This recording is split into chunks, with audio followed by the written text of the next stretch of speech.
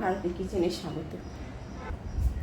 আজকে আমি আমাদের পাড়ায় শীতলা পুজো, আজকে আমি পান্তা বানিয়েছি। দেখো, পান্তা বানিয়েছি আর ছোলার ডাল ভিজিয়ে দিয়েছি, এটাকে পেস্ট করে বড়া করব।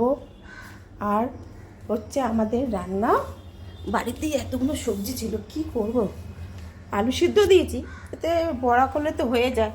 তাতে কুমড়ো ছিল, ডাঁটা ছিল, এগুলো কি একটা কুমড়ো আলু ডাঁটা, একটা আলু দিয়ে এটা তরকারি করে নেবো, এটা কুমড়ো ভাজা করে নেবো, এটা ঢ্যাঁড়স ভাজা করে নেব, আর একটা আলু ভাজা করব। এই এতগুলো তরকারি করব, ওদিকে আবার ডালের বড়া করব। আস্তে আস্তে রেডি করছি, সবজি কাটছি, কেটে সব রেডি করছি। কেমন লাগছে দেখতে থাকো। ডালের বড়া বেটে, এই যে মিক্সিতে বেটেছি, বেশ মিহি করে বাটিনি, একটু খাঁচা খাঁচা মতন আছে।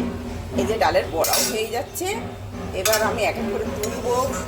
ওদিকে তরকারিগুলো করে ফেলেছি, তারপরে আলুটা মাখবো। এই পড়ে যাচ্ছিস কেন? ও স্লিপকে এক হাতে ক্যামেরা ধরেছি, এক হাতে তুলছি বড়া।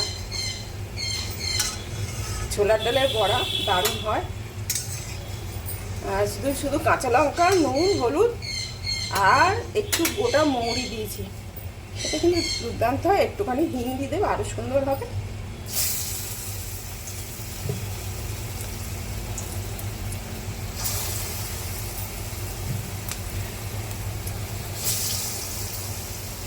এরকম পাতলা পাতলা বড়া হবে, বেশ বড়া মুচমুচে হবে। এই যে মুচমুচে একদম, দেখেছো কত মুচমুচে হয়েছে।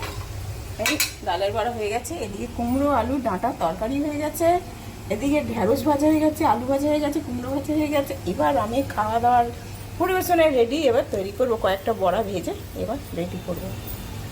হ্যালো বন্ধুরা, আমাদের মেনুটা আজকে আমি রেডি করে ফেলেছি। দেখো, পকোড়া ভাত, ঠান্ডা ঠান্ডা কুলকুল পান্তা ভাত, আলু মাখা কাঁচা লঙ্কা দিয়ে, ঝাল ঝাল কাঁচা লঙ্কা দিয়ে আলু মাখা, বড়া ভাজা, আর এটা তরকারি আলু ডাঁটা কুমড়োর তরকারি, ঢ্যাঁড়স ভাজা, কুমড়ো ভাজা, আলু ভাজা। এখানে স্যালাডটা, এই শশাটা রয়েছে গো, দেখা যাচ্ছে না, শশা।